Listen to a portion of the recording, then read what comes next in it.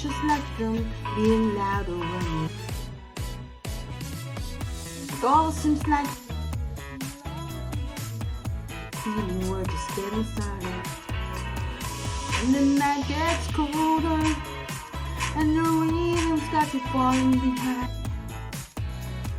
Just dream about that moment. Look yourself right in the eye. I wanna dance to music that's in girl. Nothing that can stop the move. Let's make a plan. It's like we're growing. Don't need to worry.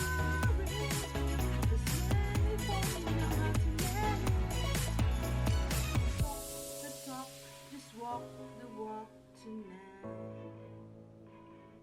So we don't need permission to dance. I need the joy. Ang hirap maging pa ng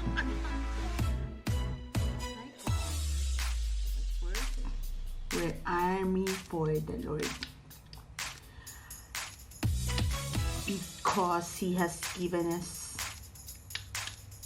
the permission to live our lives. And we have shown that to us, how you live, how you transform here in Dubai as an OFW and as a hand of the Lord. Maraming salamat for the inspiration, for everything you have taught us.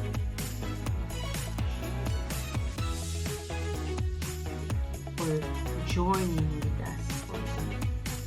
At kung saan ka man paroon, hugmati ka. God bless, Tita Joy. Hi, Tita Joy. First of all, I would like to thank the Lord for allowing me na makilala ka at makasama ka sa paglilingkod sa Kanya through the Handmaids of the Lord Ministry. I honor you for your commitment and for your dedication sa service na ito, and lalong-lalo na nung time na nagkasama tayo sa Icon, hindi ko malilimutan yon, and also nagkasama tayo sa pagsaserve sa National Conference. Tanda mo na merong mga konting gusot nun, but I honor you for handling that situation as a mature servant leader. And I continue to pray to the Lord that He may bless you to be an instrument of joy and hope sa mga taong nakapaligid sa iyo, lalong-lalo na sa iyong pamilya. Continue to enjoy life, Tita Joy, and thank you for everything. I love you. God bless you.